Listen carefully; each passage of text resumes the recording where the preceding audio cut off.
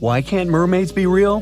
Well, firstly, they would freeze and struggle to survive in the frigid ocean waters. Brrr! You know, those skinny Disney types would turn into icicles. The truth is, the human body isn't built for prolonged aquatic adventures. I mean, come on, who wants to hang out in bone-chilling depths? Sure, there are warmer spots near the ocean surface, but if mermaids wanted to set up shop at the bottom of the deep blue, things would get frosty real quick. Water temperature drops like a pop balloon the deeper you go. So what would a cold-resistant mermaid look like? Hairy and big.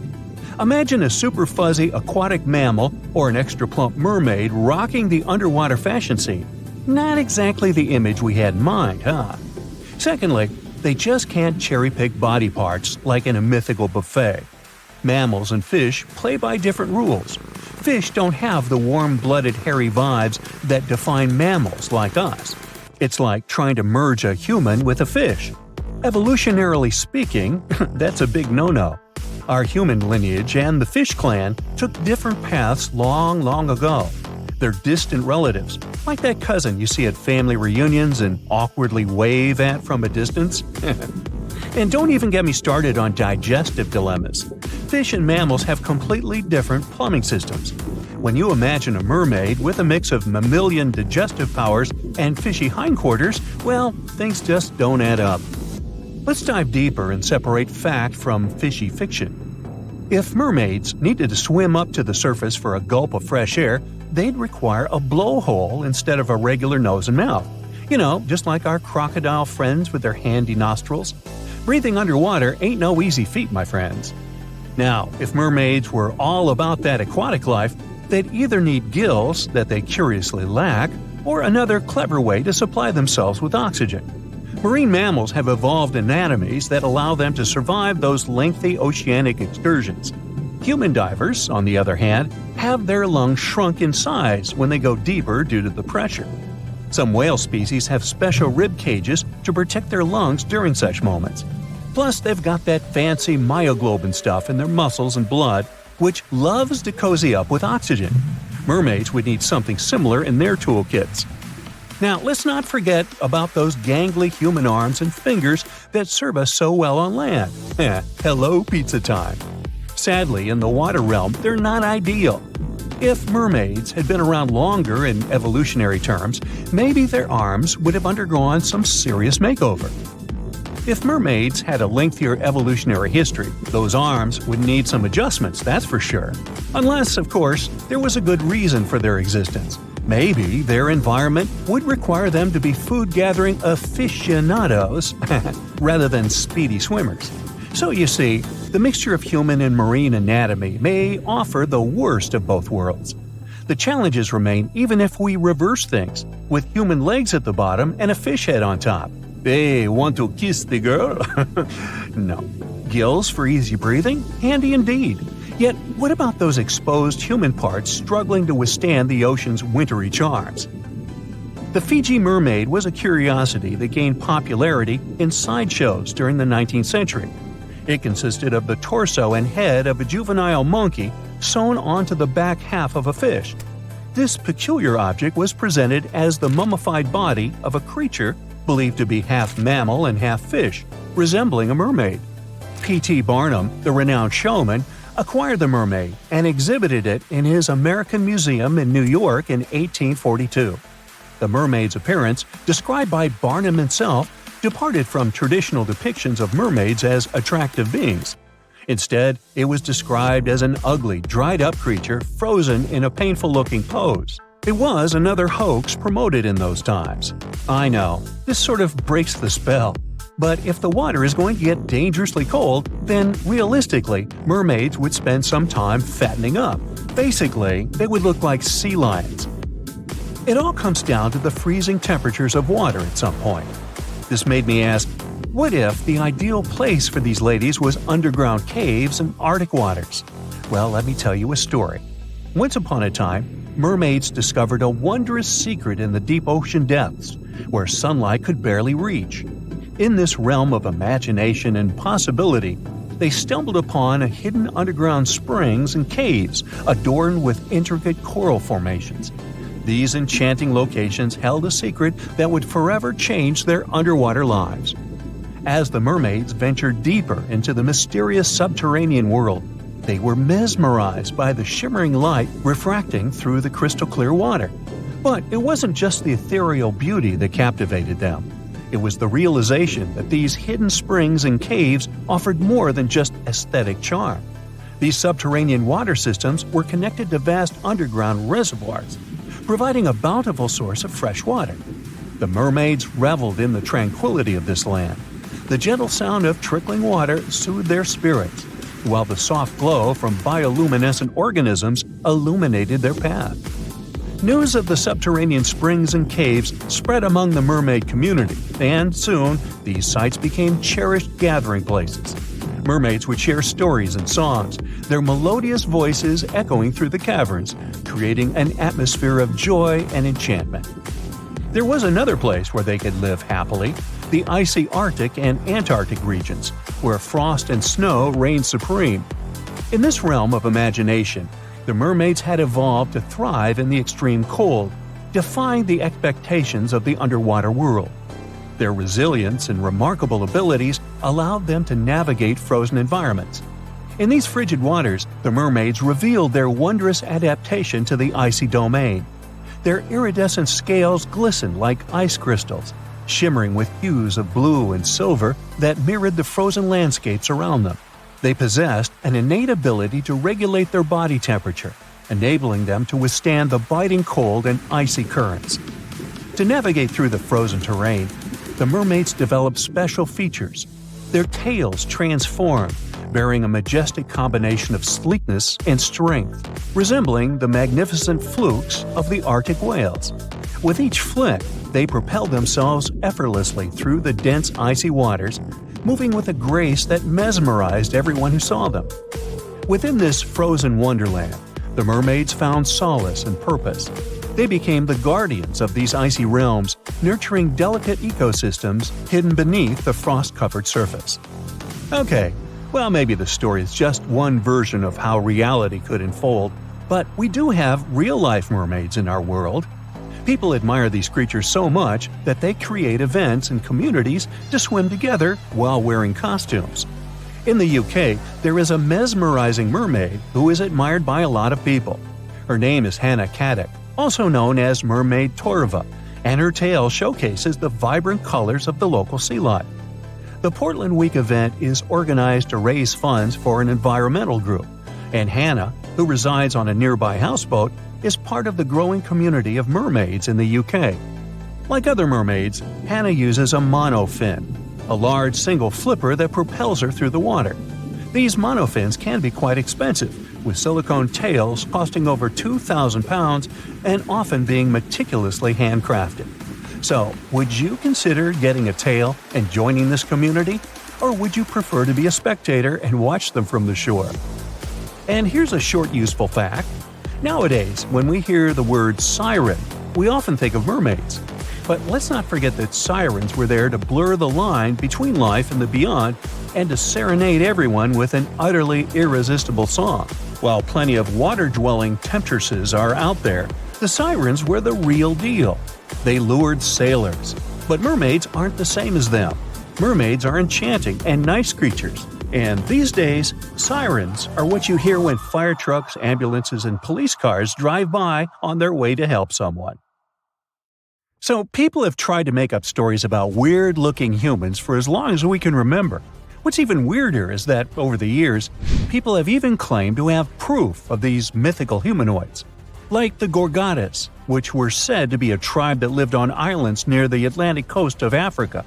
The first time these people were mentioned in any sort of literature goes back to the 1st century. Not much was said about the gentlemen of the tribe, but the ladies sure were special. The women of this tribe were said to have hair all over their bodies. These days, scientists are almost certain people might have confused these humanoids with monkeys or apes. One Carthaginian general claimed he actually visited the islands back in the day and described the men as apparently being really fast runners. This strengthens the idea that these reports were of primates, not of people. It's normal to assume apes or monkeys would have bolted after seeing people for the first time, right? The location of the Gorgadas and their native islands is uncertain and has been described in different ways by writers over time.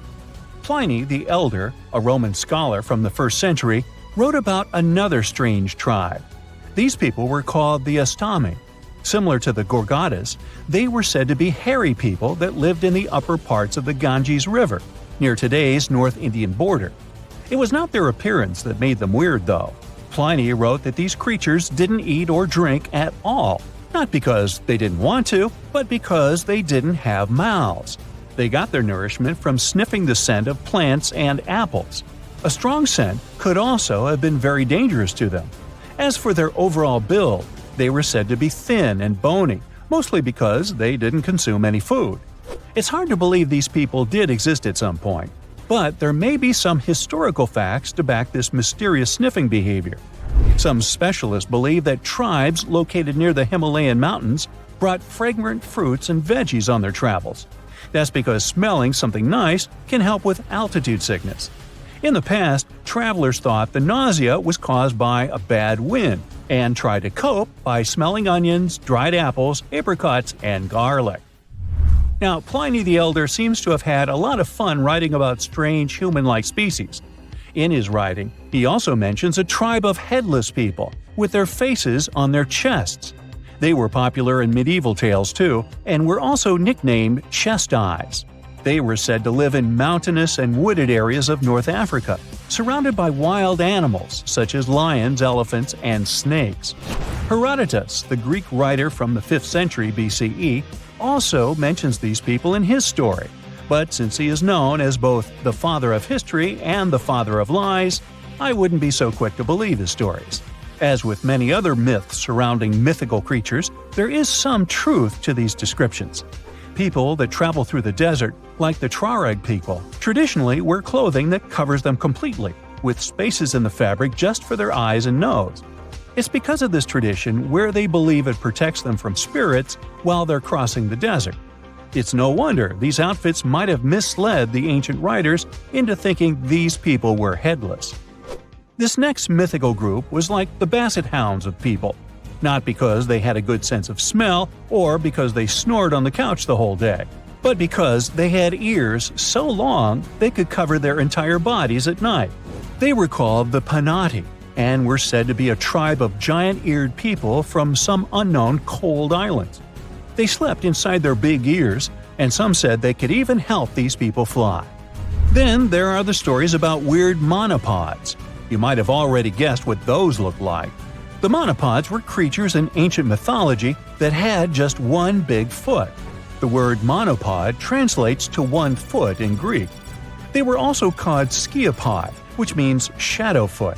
That's because, according to some accounts, these people had feet so large they could use them as umbrellas to help them hide from the sun.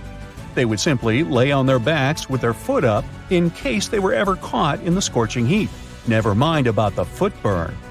They were first mentioned in a play in 414 BCE. Others wrote about traveler stories encountering monopods in India, and they described these people as having one leg, but one they could easily leap with to get around. No list of strange human-like creatures would be complete without mermaids. They're described as mythical beings who live in the sea and are usually depicted as having a woman's upper body and a fish's tail below the waist. In different cultures, the mermaid represents either life and fertility or danger and destruction. The earliest known mermaid legend dates back to around 1000 BCE. In this story, the spirit, Atargatis, wanted to live in the sea, but her peers would not allow her to give up on her beautiful features. So they opted for that half-human, half-fish appearance. There are also folktales of mermaids in early Britain, but with no illustrations attached. In sailor tales, the mermaids can symbolize both luck and tragedy. Since sailors spent much time in the sea and they sometimes had nothing to do, it's no wonder they started to believe in figures that controlled the weather. Mermaids were seen as both attractive and dangerous, like the sea itself, reflecting the unpredictable and thrilling nature of water. We have no proof that mermaids exist today, but some people did their best to manufacture evidence over the years. Ever heard of the Fiji mermaid? It was a made-up creature introduced by American showman P.T. Barnum back in the 1840s. It was presented in New York, Boston, and London and gathered a lot of attention from the public. It was not the only one of its kind, and the weird thing is these fake mermaids weren't even pretty. Some of them were made by attaching fishtails to ape or monkey bones. The Dominican Republic has its own mysterious human-like mythological creature. This story tells of a woman who lives in the woods, described as having long dark hair. But here comes the catch: she's said to have backward feet. Despite being quite short, her features are described as being extremely beautiful, especially her eyes. Her name is La Ciguapa. She's thought to be a nocturnal creature, and you can't predict her movements based on her footprints, because of the way her feet are positioned. It's also thought that to catch sight of her, you'll need to go looking for her at night, but only when there's a full moon. There's always a catch. And you'll also need a dog to help. There are many variations of her story, though. Other tales speak of a shy creature that runs away at the mere sight of humans. She's known to sleep in trees and feed on fish and fruit. Now, you'll mostly hear about dwarves in Norse mythology. In many Northern European tales, dwarves are described as being physically smaller than most people, but also as the best of blacksmiths. They were responsible for manufacturing powerful tools that helped many heroes in their quest. Some dwarves also possessed shape-shifting abilities. They frequently took on the appearance of inanimate items like needles, as well as creatures like fish and otters. These dwarf stories may have some historical facts to back them up, too. Back in the Bronze Age, miners located in southern Europe slowly ran out of tin, a material needed to make bronze. As they went searching for more supplies, they moved northwest, where more tin was available. These miners were shorter than most Northern Europeans, and their features included darker skin and bushier hair and beards. To top it all off, they had way better knowledge of metals and how to mine and use them to make necessary tools. It's no wonder that they might have really impressed the guests to the point they believed those miners were magic. Imagine you've booked a tour through the jungles of Costa Rica. All of a sudden, you stumble upon a huge stone sphere, nearly the length of a king-sized bed in diameter. How on earth did it end up there? And what does it symbolize? You immediately ask your guide. He's not as amazed as you are and tells you that there are actually several hundreds of them scattered across the south of the country. The mysterious stone spheres don't have an official name. The locals simply call them las bolas, which means balls in Spanish, while historians refer to them as Diques spheres, after the culture that produced them. Scientists have studied the sediment layers of the Earth around them and estimate that the earliest were made around the year 600 CE, and the newest ones date to the year 1000 CE. Many of the spheres were relocated after their initial discovery, and that's why archaeologists can't date them precisely. The Diques culture completely disappeared shortly after they were discovered by the Spanish in the 16th century. Unlike the Mayas and the Aztecs, the myths or legends of these peoples didn't survive, so they cannot explain the existence of the mysterious orbs. More than 300 of these objects have been discovered so far, with some being smaller than 1 inch in diameter, and the largest measures 6.6 feet in diameter, standing taller than most humans. Although there are ones made from limestone, most spheres were carved out of a coarse version of basalt, a type of rock that forms when lava cools rapidly. Some orbs weigh up to 15 tons, and in most cases, their surface is smooth to the touch, although there are coarse, mostly unfinished pieces. If we throw away the theory that river erosion naturally sculpted the spheres, the ancient people seem to have created them by hammering boulders with other rocks.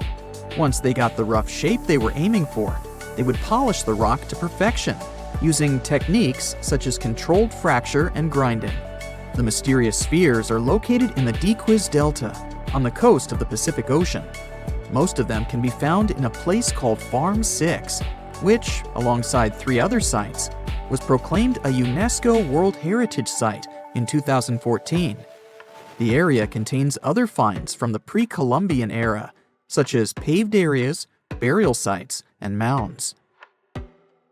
For centuries, the stone balls were hidden under a thick layer of sediment that protected them against the elements and looters until they were unearthed during the 1930s. The company that owned the land was clearing the rainforest for banana plantations when they stumbled upon these unusual stone constructions. Some were damaged by bulldozers, and some by workers trying to pry them open, as they believed there was gold hidden inside. It took a while before the authorities intervened to stop further damage to the finds. Doris Stone, the daughter of an executive of the company that owned the land, was the first to study the spheres. In 1943, she published an article in a leading American archaeological journal, turning the world's attention to the orbs.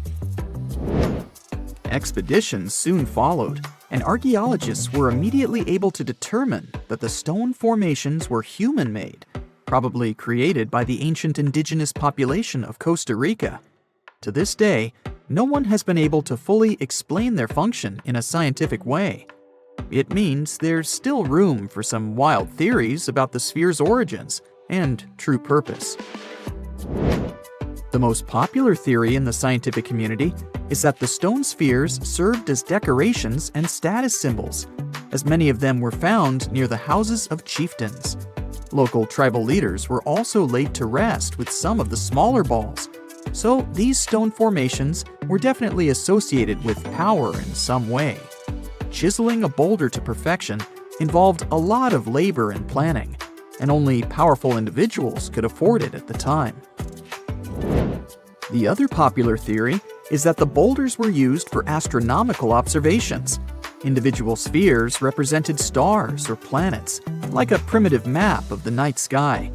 Since they were perfectly round, it was easy to roll them around. Before the jungle engulfed them, the area where they were found was a flat alluvial plain, ideal for rolling large boulders around. Another version of this theory suggests that the stones were used as boundary markers, much like modern border stones, which are also mostly made from stone. Finally, legends from other tribes that lived in the area tell of how the spheres were cannonballs that the deity of thunder used to drive away the deity of winds and hurricanes. We still don't know the original purpose of the Costa Rican spheres, but they remain an important part of the country's national identity. The National Museum in the Costa Rican capital, San Jose, has 6 of them in its courtyard. Many other spheres have become prized garden decorations for wealthy Costa Ricans. There's even one at Harvard University. More than a millennium after they were created, the mysterious stone spheres of Costa Rica are still associated with power and wealth. In terms of numbers, the stone orbs are not perfectly round. They are rated as nearly perfect, at 96% spherical in shape. And while even that is pretty impressive, the spheres of Costa Rica are not the only ones of their kind. Nearly a decade ago, workers came across mysterious giant stone spheres deep underground in a coal mine in northern Asia. The surface of the spheres, which measured a little over the length of a human footstep in diameter, was unusually smooth, and people tried to explain it somehow. Some were certain they were out of this world, and others suggested the spheres were actually petrified dinosaur eggs. Scientists quickly put an end to further discussion, as it turned out that the mysterious spheres were concretions. Those are rock formations that take millions of years to form deep underground. Think of a pebble that picks up snow as it rolls down a hill. That's how concretions are made. Groundwater, rich in sediment and minerals, flows around the sediment, slowly shaping it into a perfect orb. The process is quite common in nature, but most concretions are fairly small. The spheres found in the coal mine grew to their size in the mineral-rich ground, and they were big enough to get the press and the general public interested. Another possible case of concretions is the massive stone spheres found in the Visoko Valley in Bosnia. Samir Osmanagic, better known as the Bosnian Indiana Jones, was the first to explore those objects about as wide as the length of a London bus. He believes the stone spheres were carved by a lost civilization that lived in the area 1,000 years ago. The reddish color of the orbs, though, is proof to geologists that they are indeed concretions, rich in iron content. The Moki marbles, found in rural Utah, are similar in color to the Bosnian spheres. These tiny concretions are the size of toy marbles and consist of a sandstone core and a shell made out of hematite, an iron ore. In South Africa, miners have come across Klerksdorp spheres, which are similar in shape and size to Moki marbles. The only difference is that these ones formed inside volcanic sediments and ash. The most intriguing among human-made tiny spheres are probably the orbs found on several Greek islands. Scientists discovered 700 stones smaller than golf balls near the Bronze Age site of Akrotiri on the island of Santorini. They believe that the finds were between 3,600 and 4,500 years old. When they compared all the stones' variations in size and color, the archaeologists concluded that these enigmatic stones could have easily been the oldest board game ever made. With the help of artificial intelligence, scientists are now trying to work out the rules of this game. During the early 1920s, the world was mesmerized by King Tut. A British archaeologist, Howard Carter, discovered the young pharaoh's tomb in Egypt's Valley of the Kings, 1922. But the public wasn't only interested in gold and jewelry. The press wrote about the curse of the pharaohs. But was it true? Was an ancient curse really the reason everyone entering the pyramids lost their lives? At the time, this was the only explanation for a series of unexplained passings.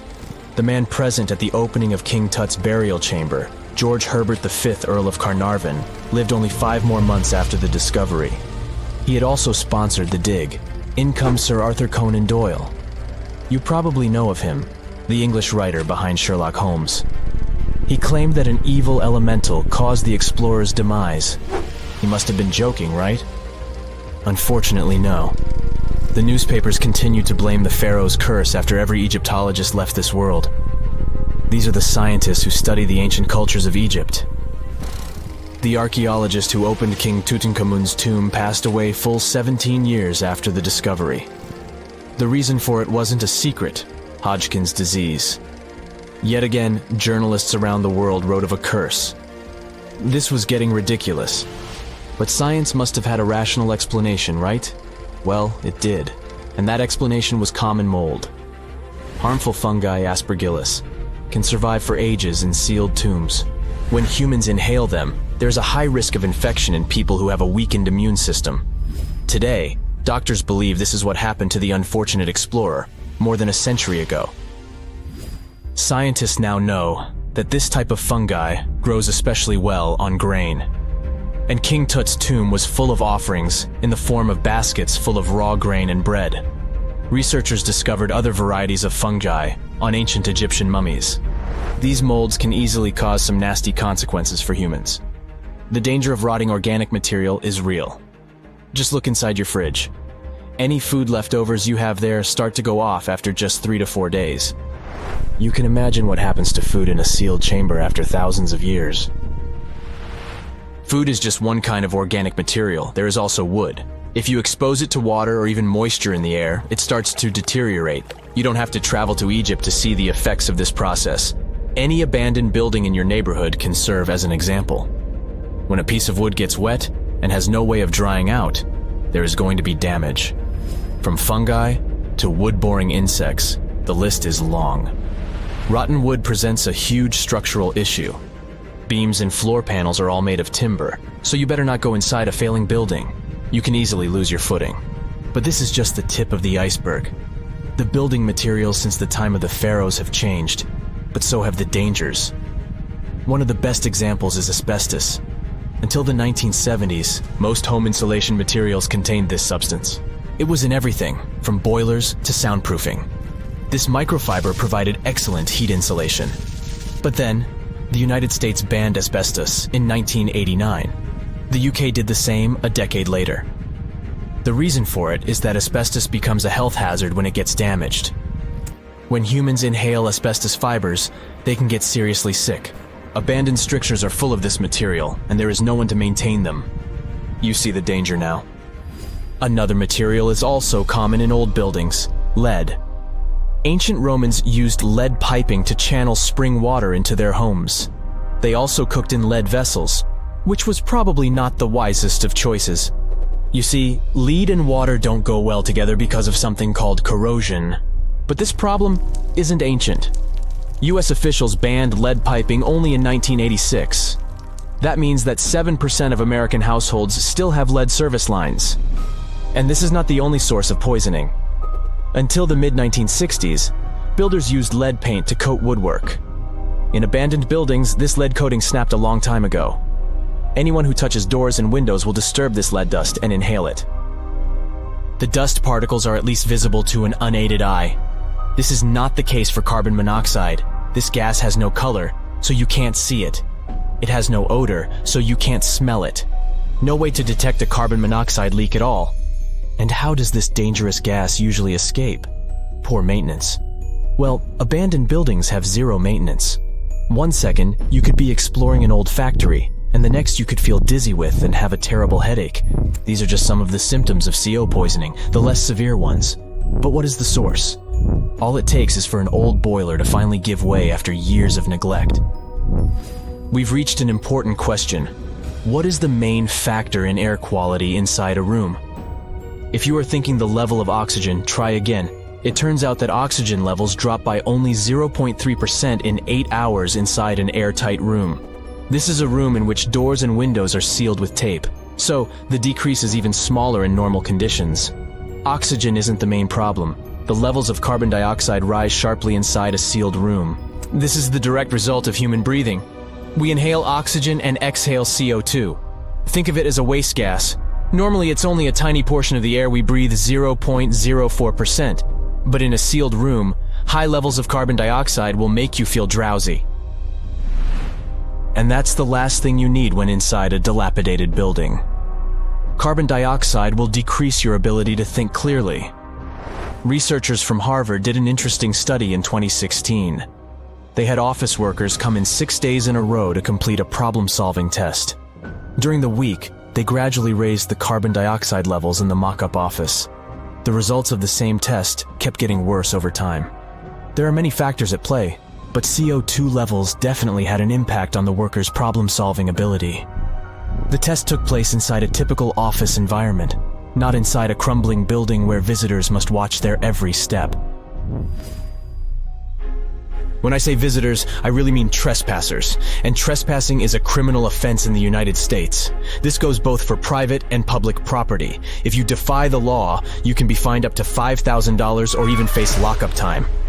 That should make you think twice before jumping over a fence with a no trespassing sign.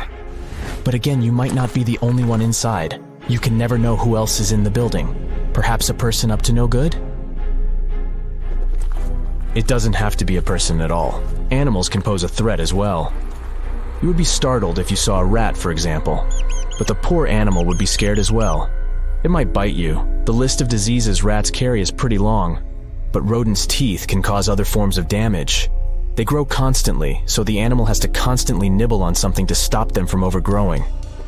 If you ever felt peckish at 1 a.m., you know the feeling.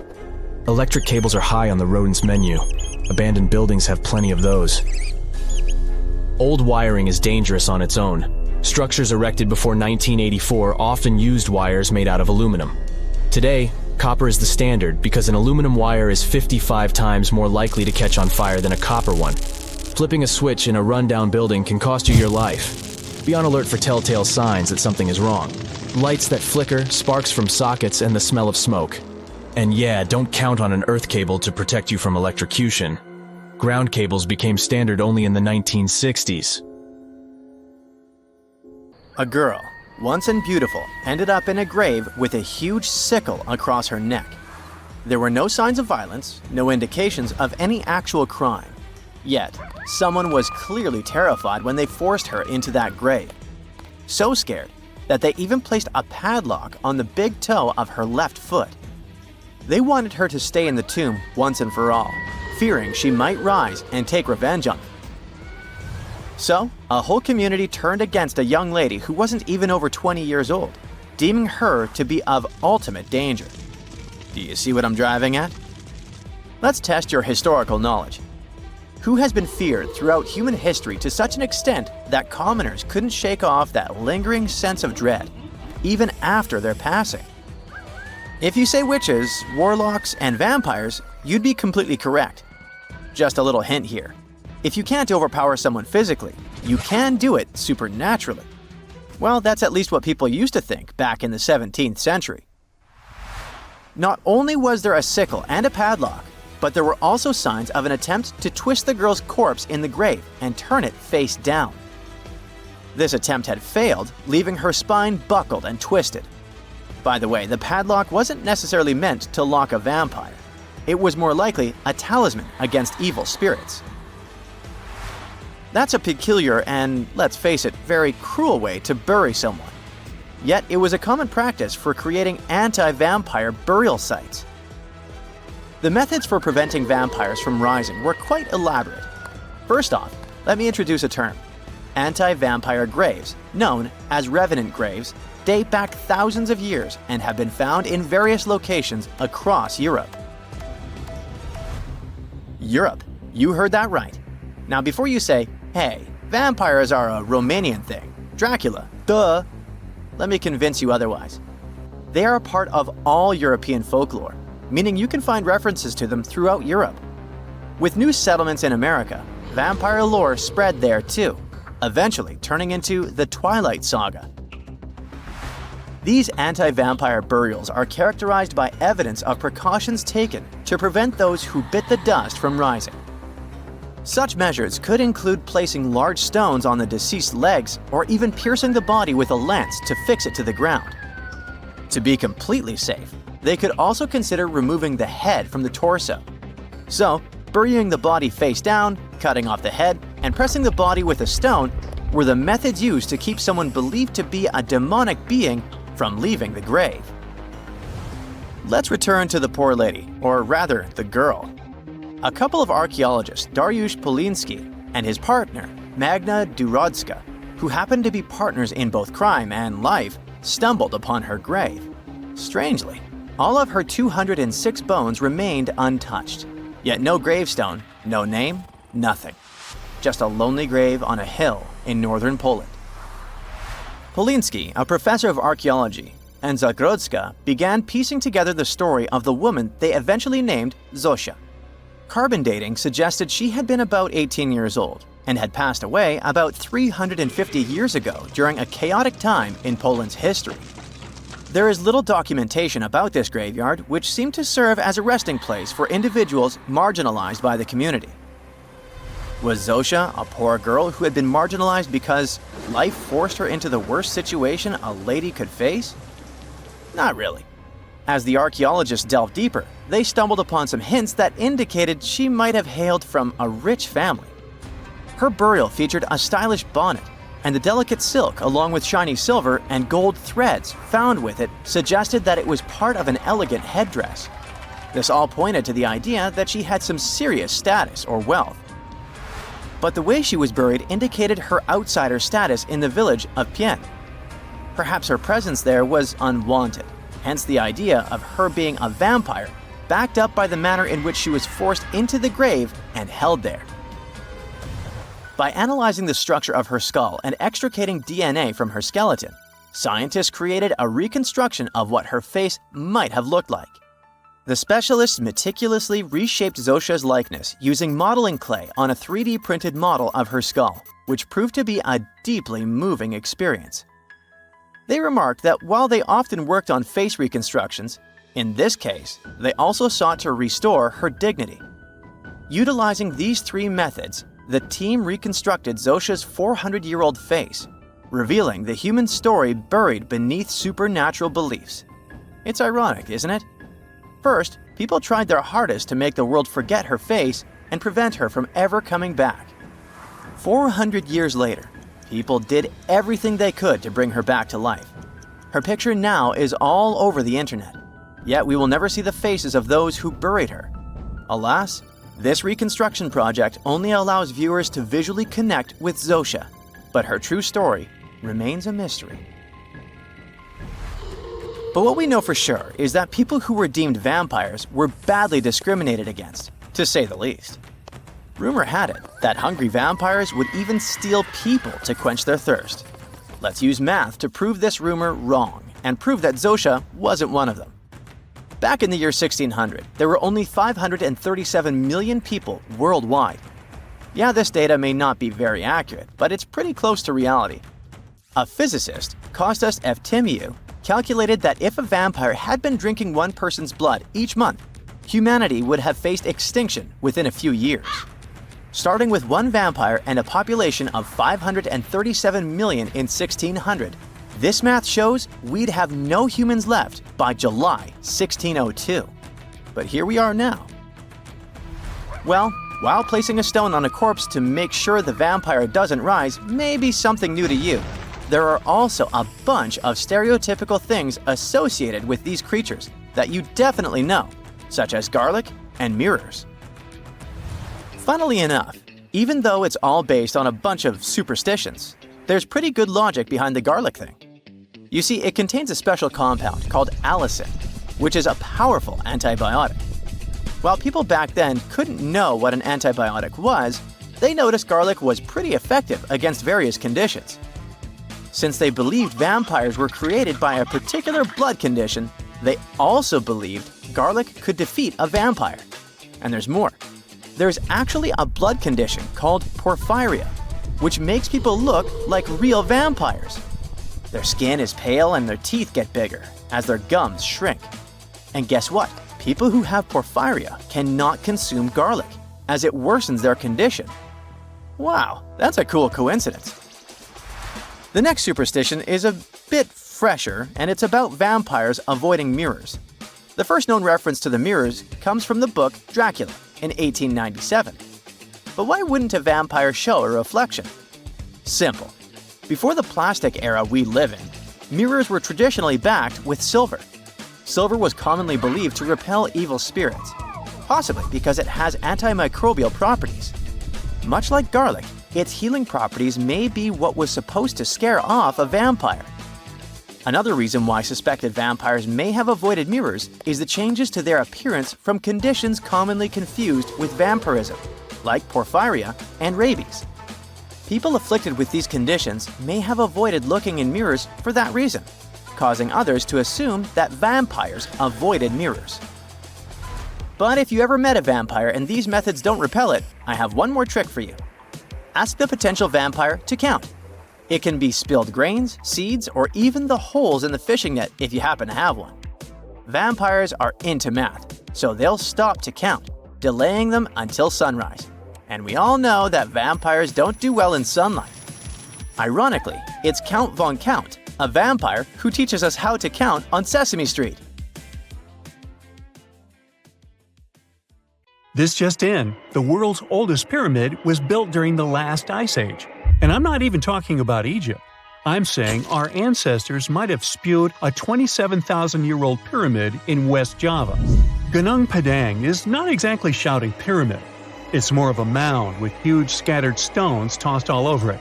But local people seem to revere it, and they have for centuries. It wasn't until recently that the Indonesian authorities decided to excavate a bit deeper to see what all the fuss was about. They ended up finding the remains of a human settlement. It was rather unexpected, since the mound is pretty high up. This excavation could only prove there were humans in the area as far back as 45 BCE, which sounds reasonable. It was up to an Indonesian geologist named Donnie Hillman to prove that Gunung Padang is the world's first pyramid. He used all sorts of new technology to support his claim. Our guy used carbon dating, which digs deep into the earth and takes whole chunks of soil. He found layers and layers of constructions, like he was digging up Rome and finding ancient buildings buried in the ground. His research proved that there had been caverns and even rooms down there, which could only mean one thing: humans. As for the rocks located up in the mound, they were most likely strategically placed by the people who lived there back in the day. They needed a place to meditate, so they arranged things in a harmonious way. Their smooth surfaces wouldn't be the result of years of erosion, but the works of great sculptures, the Michelangelos of their day, let's say. If this is all for real, then human civilizations began way before we think they did. Our ancestors, the Paleolithic humans, didn't have what it took to be considered a civilization, especially not the tools and knowledge to build pyramids. They needed a lot of masonry skills, which weren't all that available during the last ice age. His peers don't share this view, though. They could believe Hillman's theory if he had found evidence such as charcoal and bone fragments, but he didn't. Flint Dibble, another archaeologist, says that without concrete evidence of human activity, there's no proof of an actual pyramid. In this case, all the data proves is that the soil in the mound dates back to 27,000 years ago. He thinks the rocks on top of the mound just slipped down the hill, like rocks normally do. Only a complex society would have managed to build a stepped pyramid like they claim it was.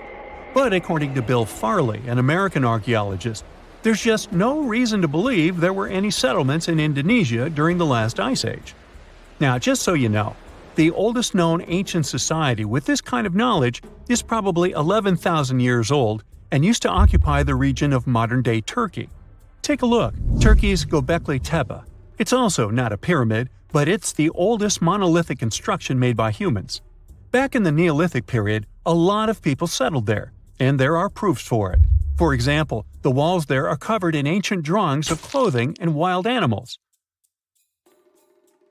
Until recently, the title of the world's oldest pyramid went to a three-sided construction known as the Djoser Pyramid in Egypt.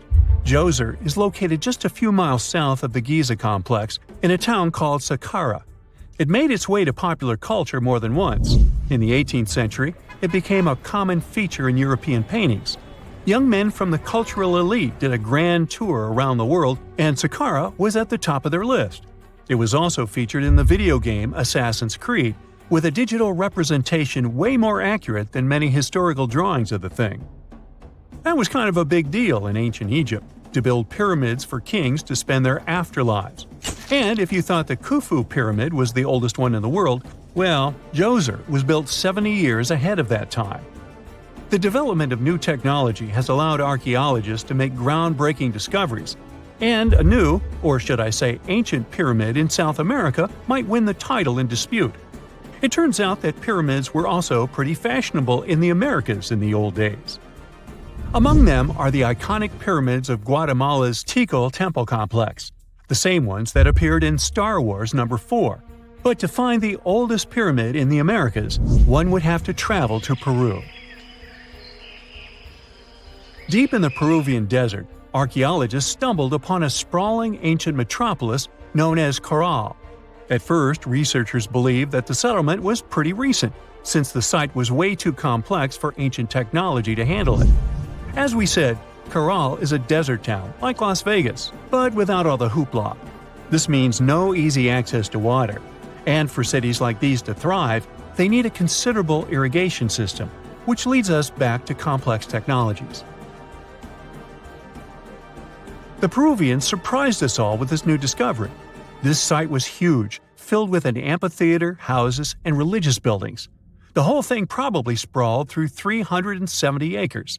And when scientists went to test their initial hypothesis using radiocarbon dating, they found that the city probably sprung around 2027 BCE. On the site, archaeologists found 6 pyramids that could possibly predate the one in Saqqara. As far as they know, both civilizations coexisted in the same time period, in opposite parts of the world. But since researchers can't pinpoint the exact age of Caral's pyramids, it's pretty hard to guess which civilization completed their pyramid first. If only we had a crystal ball. Now, it just so happens that the shape of a pyramid is something that nature is able to produce all on its own, leaving us modern-day humans a bit confused. A classic example is the Japanese site of Yaonagani, which also goes by the name of Japan's Atlantis. The entire monument is about the size of 5 football fields and the height of a 5-story building. Explorers and scientists believe that Yaonagani dates back to 10,000 years ago. For Japan's top marine geologist, Professor Masaki Kimura, Yonaguni is the heritage of a lost civilization. Kimura has dived into exploring the ruins over 100 times over the past 10 years. To him, there are clear signs of human activity down there. Check out this triangular-shaped pool on the monument's surface. Kimura thinks it's actual proof of humans, because this triangle-shaped concave is a historical symbol of water fountains in the region. As it happens with a lot of these cases, not all scientists are convinced the same. For many, Yonaguni is probably the result of thousands of years of erosion, and the fact that the monument is composed of one massive rock leads them to believe it is not really human-made. Sure, these huge basalt columns may look like the ruins of a palace, but they're most likely the result of the intense volcanic activity in the region. And speaking of natural formations that really look like a human made it, a pyramid on Mars has been a hot topic lately. Humans have been keenly trying to prove that there is life on Mars for quite some time. But some are stretching it really far, saying that little green or gray people built a pyramid on the planet to try and build their own civilization. This picture was taken over a decade ago by the Mars Reconnaissance Orbiter, the MRO, but it started to resurface recently. It shows what looks like a three-sided pyramid. Some people claim that the smooth side of the pyramid could only be the effect of otherworldly work. Then science comes along and explains that Mars is home to one of the deepest canyon systems in the whole solar system. The so-called pyramid is located in what is known as the Kandor-Chasma region. This Martian region has a bunch of similar formations that are nothing more than the result of erosion. Nothing supernatural going on there, apparently. Imagine discovering an ancient city without leaving the comfort of your home. In 1963, a man in the Nevşehir province of Turkey did exactly that. He was renovating his house. He knocked down a wall in his basement and found a mysterious room. He continued digging and saw a tunnel. This is how Derinkuyu underground city was found. Derinkuyu is one of the deepest multi-level underground settlements of Cappadocia and in all of Turkey. This engineering masterpiece has 8 levels. The inhabitants living on those floors had access to cellars, storage areas, chapels, a school, a study room, and other structures. All floors are connected by an extensive network of tunnels. It's believed that the underground city was built as a shelter. You can't see the construction from the outside. Its depth is approximately 279 feet. The complex was large enough to shelter about 20,000 people, plus their livestock and food supplies. There's also a 180-foot ventilation shaft. People used it both for ventilation and as a well. The well supplied water both to the villagers living on the surface and to those hiding in the underground city. Interestingly, those living on the bottom levels were able to cut off the water supply for the upper and ground levels. This kept the water safe from potential poisoning. The place was designed for protection. The tunnels could be blocked from the inside with huge round rolling stone doors. The passageways were extremely narrow. Potential invaders had to enter the tunnels one at a time. Seems like they thought of everything in the 7th century BCE. Archaeologists believed the Phrygians were the ones who first built the levels.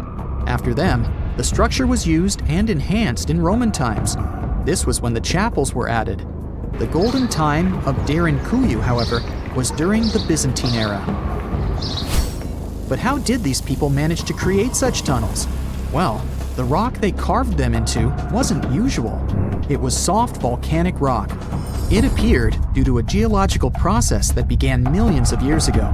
Volcanic eruptions covered the area in thick ash. It then solidified into this soft rock. When the natural forces of wind and water eroded softer parts, only hard elements remained. Fun fact, fairy chimneys are also made of intricately shaped volcanic soft rock, but they formed naturally without any human intervention.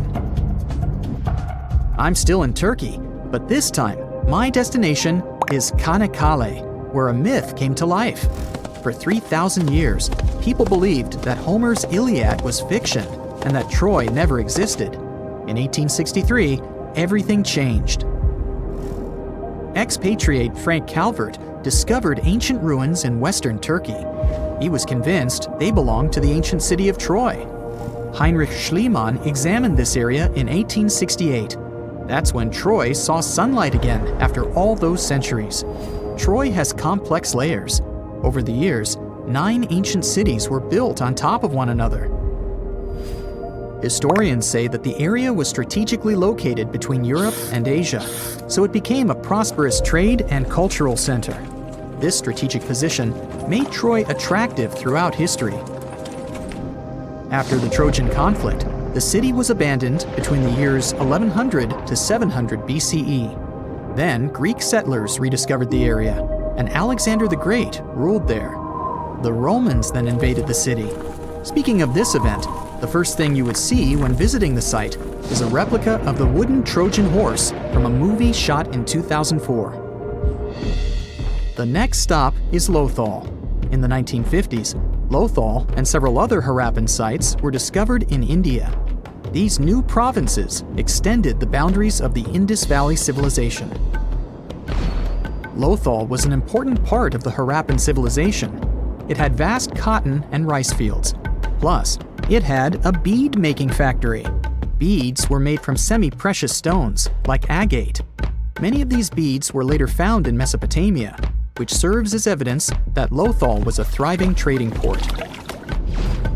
Archaeologists believe that the city was part of an ancient trade route. Traces of agriculture? Check. Traces of trade? Check. What else? The remains of residential buildings, streets, bathing pavements, and drains. Some real city planning, and impressive examples of early urbanization. The town was well constructed. They were modern houses. Some of them had 6 rooms, bathrooms, a large courtyard, and even a veranda. Lothal also had the world's oldest known dock. It linked the city with the Sabarmati River and the trade route. The ancient Mayan city of Calakmul is located in southern Mexico in the tropical forest of the Tierras Bajas. From 500 CE to 800 CE, Calakmul was home to over 50,000 people. There was a central plaza surrounded by outer districts. And if we count both the inhabitants of all those outer areas and those who lived in the center, Calakmul had a population of more than 1.5 million people. It was a city that was habitable for 12 centuries. It's believed that the place had more constructions than any other excavated Maya settlements in the region. After 1000 CE, the Maya civilization there faced a downfall. The settlement that was once the center of Mesoamerica was almost completely abandoned. The ancient city was at the heart of the second largest tropical forest in America. The site is well preserved, so today, if you were to visit it, you would be able to picture what life looked like in ancient Mayan times. The city remains include architectural complexes and sculpted monuments, defensive systems, quarries, water management features, agricultural terraces, massive temple pyramids, and palaces, not to mention a variety of body ornaments and other accompanying objects. It proves that complex state-organized societies lived in this tropical forest. The Mayans depicted nature in their paintings, pottery, sculptures, rituals, and even food. I'm moving on to a place people thought didn't really exist. The city of Thonis Heraklion appeared only in a few inscriptions and ancient texts. Turns out, it was waiting to be discovered for thousands of years. Scientists searched the majority of the coast of Egypt. But then, archaeologist Frank Gaudio and his team detected a colossal face looking at them from under the water. The ancient city of Heraklion was discovered completely submerged 4 miles off Alexandria's coast. In the ruins of the lost city, there were 64 ships, 700 anchors, and a treasure trove of gold coins. Archaeologists consider a 16-foot-tall statue and the temple remains the most important findings discovered by the expedition. Back then, the city had ceremonies and celebrations that took place in the Temple of Amun. The ruins and artifacts were made from granite and diorite, so they were in good condition even after having been in contact with water for centuries. They give people a glimpse into what life was like 2,300 years ago in one of the most important trade ports of the world. The city had a network of canals. You can think of it as an ancient Egyptian Venice. The canals linked many separate harbors and anchorages. Towers, temples, houses, and other structures were also linked by bridges. Thonis Heracleion was the country's main port for international trade and the collection of taxes. No one really knows how the city ended up submerged, but archaeologists connect it with natural causes. At the end of the 2nd century BCE, most probably after a flood, Heracleion got covered with water. Then, Alexandria, the city founded by Alexander the Great, became more glorious than Heracleion. Before Alexandria's fame, Heracleion was the main port of entry to Egypt. So, after the disaster, many ships heading for Heracleion had to change their route and go to Alexandria. Heracleion lost its glory until its rediscovery in 1933. Mesa Verde is an American national park in Colorado. The park is the largest archaeological preserve in the U.S., with more than 5,000 sites, including 600 cliff dwellings. Mesa Verde means green table in Spanish. The name comes from the shape of the mountains in the area, with flat tops and steep sides. The park is an ancestral Puebloan archaeological site. Starting from 7500 BCE, a group of nomadic Paleo-Indians seasonally lived in Mesa Verde. They were hunters, gatherers, and crop farmers. They built the first pueblos in the region. By the end of the 12th century, the Mesa Verdeans began constructing massive cliff dwellings, which are now the best-known structures in the park. A remote survey vehicle, Okinos Explorer, found this mysterious golden orb in the Gulf of Alaska, about 2 miles deep underwater. No one can say what this thing is. It's a strange object, just 4 inches wide, and it was firmly stuck to some rock. When you touch it, it's smooth, soft, feels like flesh. You can even see a hole in it, as if something escaped from there. But what? Divers brought the mysterious orb to the lab from the Pacific Ocean. They felt like in the beginning of a horror movie, almost as if you poked this thing, something would jump at you. This could happen if they had found it sooner. The hole in that orb means something alive tried to get inside or break out from inside, which is why scientists assume that this is an egg. We might have discovered a new species, or a new life stage of some species we already know. Some species do lay their eggs on the ocean floor, like squids. Although, if that's the case, then these animals might be gigantic, because that egg is huge. But maybe it's not an egg. Maybe it's a sponge. They found this thing surrounded by white coral, where sponges usually vibe. Just months before this discovery, scientists found more than 5,000 new marine species in a tiny space between Hawaii and Mexico. The Gulf of Alaska is home to 52 more species, with tons yet to be identified. So maybe it's just one of those sponges we haven't discovered yet. Or it might be a coral, or something entirely different. The only thing scientists know for sure is that the thing is a living organism. They're planning to move the orb to a more advanced lab to conduct DNA testing and reveal more about it. And it's not our first horrifying discovery from the oceans. In 2013, 2 rare locomotives were discovered under 90 feet of water off the coast of New Jersey. Scientists think that both of them were lost in the 1850s.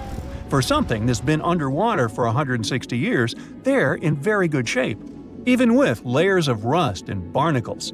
You can even see their smokestacks, and they sit upright, as if ready to pull into a station any minute now. They're not sure where these locomotives came from. There's no historical record of them being built or lost, which makes their discovery even more mysterious. They have strangely rare steam engines, both about 15 tons, lying 5 miles off Long Branch. The engine models were already outdated even back when these trains were made. They were small and powerful, but were only produced for a short time. Perhaps they were on a journey from Boston to the mid-Atlantic. Then a storm struck. It caused them to either fall off a barge or to be deliberately pushed off to save the ship. Scientists want to restore the locomotive to learn more about them. And this isn't the only gift to the seas humans left behind. Jeff Bezos, founder of Amazon, has found the Apollo 11 F-1 rocket engines in the ocean. During the 1969 Apollo 11 mission, the Saturn V rocket used 5 powerful F-1 engines in its first stage. Each of them produced 1.5 million pounds of thrust. They burned 6,000 pounds of fuel per second, 1.5 million times that of a regular car. These engines burned for a few minutes before falling back into the Atlantic Ocean. Jeff Bezos got inspired by this story and began the search for those engines about a year ago. The team used an advanced deep-sea sonar. They finally found the engines 14,000 feet below the ocean surface. Scientists aren't sure what the conditions of the engines will be. They did have a super-fast impact with the ocean after all, and then laying over 40 years in salt water. But they were built from very tough materials, so hopefully we'll be able to study them. Ideally, Bezos wants to recover them. They're still a NASA property, but he hopes to display them in museums like the Smithsonian or the Museum of Flight in Seattle. Can you imagine finding the famous yellow brick road from The Wizard of Oz at the bottom of the ocean? This thing looks like a man-made road, but believe it or not, it's a natural volcanic structure. Divers were exploring underwater volcanic mountains called seamounts in Hawaii. They wanted to investigate a split in the Seamount Trail. They live-streamed their journey and suddenly stumbled upon something fascinating, a pattern of cracks in the seabed that looks like a brick road. They used a robotic arm to pick up the rocks. The rocks had distinct rectangular blocks separated by straight lines and right angles. Someone joked that it might be a road to Atlantis, and another called it a yellow brick road, hence the name. But after some study, scientists discovered that this dry lake bed was made by super-energetic ancient volcanic eruptions. This is actually fractured hyaloclastite rock. Since the volcanoes were going crazy, they heated up and cooled down repeatedly until they created this unique cobbled pattern. On June 20, 2011, the OceanX diving team discovered something extremely weird. They were searching for treasure in the northern Baltic Sea in the Gulf of Bothnia. Instead, they found an anomaly. The thing, dubbed the Baltic Sea Anomaly, logically, looked very weird and unnatural. The anomaly is almost 200 feet wide. It looks like a mushroom rising about 10 to 13 feet from the seabed. It also has a huge disc shape, twice the size of a football field. The main part of the anomaly has straight edges and box-like structures. The top has cracks filled with some unknown black material, and it's not made of metal. The object lies about 300 feet deep in the Gulf's waters. The main mystery is why it's there. This discovery did create buzz in mass media. Some people started saying that it might be a sunken extraterrestrial ship, the remains of Atlantis, or a portal to another world. These claims got even more support when we found weird pavement-like platforms surrounding the object. It kind of looks like a staircase. And on top of that, explorers reported that their electrical equipment, like sonar instruments and satellite phones, malfunctioned near the thing. And it's not even some random reports. Researchers from different institutes said that as well. But scientists think that this is most likely a natural geological formation, even if it doesn't look like it. Although they can't really explain what that formation is supposed to be. They have many theories. It could be linked to human evolution, a glacial deposit from the Ice Age, a result of volcanic activity, and so on. Maybe it's even the remnants of an asteroid that landed on the seafloor thousands of years ago. But none of these theories explain why electronic equipment stops working near it. Who knows? Maybe we'll learn the truth someday. But how about technologies that came to us from the distant past? This strange thing is often called the first known analog computer. It's called the Antikythera mechanism. We discovered the mechanisms in 1901 near the Greek island of Antikythera. It might be from around 87 BCE. They found it in a shipwreck, in incredibly good shape for being so old. The thing was super complex. Machines of similar complexity didn't appear anywhere in the world until the 14th century. There was also a mysterious lump. When they separated into multiple fragments, they found inscriptions inside. They were hard to read because of all the corrosion, but when they deciphered it with X-ray, they discovered that these were the instructions, telling how exactly to use it. Wow, what a gift to archaeologists! So, it turns out the mechanism was made to predict astronomical positions and eclipses decades ahead. Ancient scientists used this computer to track the 4-year cycle of athletic games, similar to the ancient Olympics. The mechanism had a very intricate structure of 37 bronze gears that tracked the movements of celestial objects. But at least here, we know that these things were made by humans, right? Canada is known for its snowy mountains, untouched forests, pristine lakes, friendly, helpful people, eh? And that delicious maple syrup. Now they get to add something else to the list: the world's oldest water.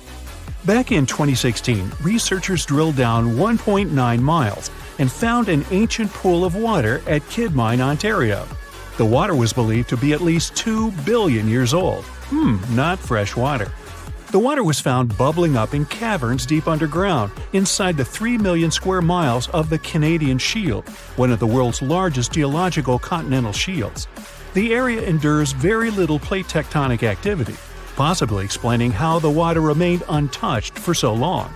Scientists and researchers analyzed the water and found dissolved gases of helium, argon, xenon, and neon, untouched by any outside source. There were even traces of microbes dating back billions of years. This was a stunning find for science that allowed us to gaze back in time at a lost world. If life-supporting water can be found miles below the Earth, it could be possible to find the same thing on other planets like Mars, Saturn, and Jupiter's moons as well. Point Nemo is the furthest point from land on Earth, officially called the Oceanic Point of Inaccessibility, kind of like my parking space. It's so far from land that the closest humans to it are usually astronauts. The International Space Station orbits the Earth from around 250 miles away, while the closest populated spot to Point Nemo on Earth is more than 1,670 miles in all directions.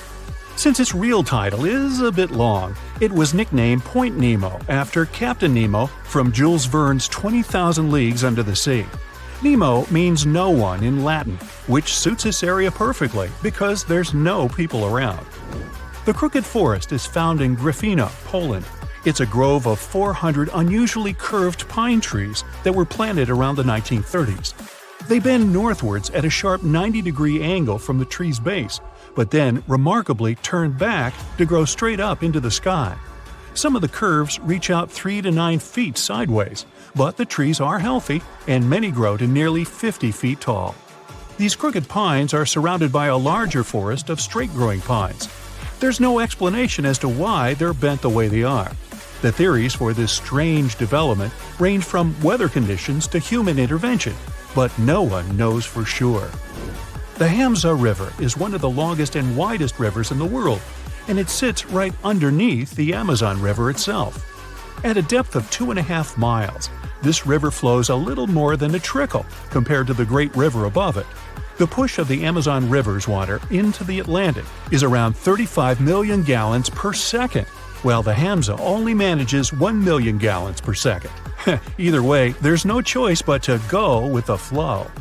Around the same length as the Amazon itself, 3,700 miles, it's the width that stunned the science world. It's 125 to 250 miles wide, compared to the Amazon's width of about 1/2 mile to 60 miles wide. The Cave of Crystals was discovered in 2000 when miners drained water from a zinc mine in Chihuahua, Mexico. The state, not the dog. What scientists found was an enchanting cave filled with colossal gypsum crystals that were larger than 33 feet and over 3 feet wide. They were so pure that scientists were unable to work out how old they were, but researchers believe they discovered a 50,000-year-old sample of bacteria inside one of the crystals. Also known as the River of Five Colors, Caño Cristalis is one of the most amazing natural wonders in all of Colombia. The area is filled with waterfalls, pools, and caverns, but the river itself is the true wonder. Every year, between June and November, the river hypnotizes spectators with amazing yellows, greens, blues, blacks, and red shades to create a liquid rainbow. A red plant that grows in the riverbed is the main cause of this unique phenomenon. Other colors come from the black rocks, green algae, clear water, and yellow sand, producing a pearly effect. The colors change every year because of the plant's growth from rainfall, temperature, and sunlight. During the rest of the year, the riverbed appears in a dull green hue. Scientists in Hawaii discovered that red algae were making sounds in the waters around coral reefs. The noise was believed to come from the loud snapping shrimp, until researchers put the sound and presence of algae together and started monitoring the bubbles. As the algae use photosynthesis for food, they produce tiny bubbles that collect on their surfaces. When the bubbles separate off the plant, they make a ping or popping sound. Reefs can be smothered and suffocate if they're covered by too many algae. Discovering that photosynthesis makes a sound could be useful for the reef's preservation. The algae could provide early warnings for scientists, so they can stop these vulnerable areas from being overrun. After heavy rains and seismic activity hit Kenya's Great Rift Valley in March 2018, a vast chasm expanded across the land. The rift measured quite a few miles long and was over 50 feet wide in some parts. Essentially, it was tearing Africa in two. Africa sits on two tectonic plates, the Nubian and the Somali plate. Deep below Earth's surface, driven by the active mantle, the plates are being pulled apart. This creates the huge, extraordinary rifts we see on the surface. It will take millions of years for the large continent to actually separate into two pieces. I won't be around then. But when it does, it'll also create a new ocean basin. The Eucalyptus deglupta thrive in the tropical forests of Indonesia, Papua New Guinea, and the Philippines, and they're like something straight out of a video game or fantasy movie. Growing up to an enormous height of 250 feet in its native environment, this one-of-a-kind tree has bark that displays green, bright blue, orange, purple, and red streaks as it ages, kinda like me.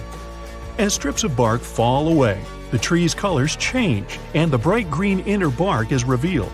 Off of the beautiful island of Mauritius in the Indian Ocean, there's a spectacular view that has to be seen to believe. You'll need to hop on a plane to get a bird's-eye view, though. What looks like an underwater waterfall is actually sand from the shores being pushed off of a high coastal shelf by ocean currents. It falls all the way into the deep dark depths of the ocean on the southernmost tip of the island. Most of the ocean waters around the island are only 26 to 490 feet deep, but this deep plunge drops down a few miles, creating the illusion of a waterfall.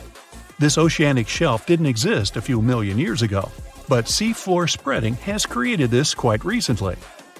The walking trees of the Amazon are one of the most unique and puzzling ways plants move to get to the perfect spot for everything they need. These trees walk by allowing the new roots to replace the older ones while searching for more sunlight in the dense forest. As the roots fix themselves into the new soil, the tree bends towards the new roots, leaving the old roots to slowly rise. Traveling to a new place with better sunlight and more solid ground can take a couple of years. This is because they only move around 0.8 of an inch a day, or around 65 feet a year. Now you can just imagine this going on in your front yard. You plant the tree here, and next year it's all the way over there. Ah well. Down in southern Costa Rica, 300 stone petrospheres are dotted all over the forest. Some weigh as much as a bowling ball, while others can be up to 15 tons. Their purpose and how they were made so long ago are lost to us. Discovered in the 1930s, a lot of them were removed and transported around the world. It wasn't until the 1970s that we began to preserve and protect these stones. While the stones are mostly a mystery, archaeologists know they're made from granodiorite rock, similar to granite. If they were carved by a civilization, their near-perfect shape must have been made by chiseling away with small stones. Ethiopia's Danakil Depression is an environment that looks like it belongs on another planet. Filled with lava pools, bright neon-colored hot springs, and vast salt flats, it's also the contender for the hottest year-round temperature of 93 degrees Fahrenheit. Poisonous gases fill the area with hot springs filled with acid. Worse, it only receives up to 8 inches of annual rainfall. It's also one of the lowest places on the planet, at 410 feet below sea level. No wonder it's one of the most inhospitable places on the planet. Hey, sounds great. No crowds. Let's go. You run through the night forest for more than an hour. You're even faster than a cheetah. You're not tired or cold. You hear a mouse rustling in the roots of a tree and catch all the smells of the forest. With night vision, you see a bird in the night sky. You can go for months without food or water. Gills allow you to swim underwater freely. This is how evolution made humans in a parallel world. Here, they're ideal organisms prepared for anything they might meet in the wild. In our world, things are more complicated. We evolved, but didn't always get stronger. Humans only survived because they adapted and changed the world around them. A human only has 32 teeth. When they fall out, they no longer grow. But evolution doesn't stop. Our food has become softer and more nutritious. You don't need to chew it for a long time. New diet reduced the jaw and enlarged the brain. As a result, there's no room left for the 4 teeth that are closest to the joint. We call them wisdom teeth. In the future, we'll only have 28 teeth. And even today, 35% of people don't have the wisdom teeth. Homo sapiens is the only mammal to have a chin. This is the protrusion along the lower edge of the jawbone.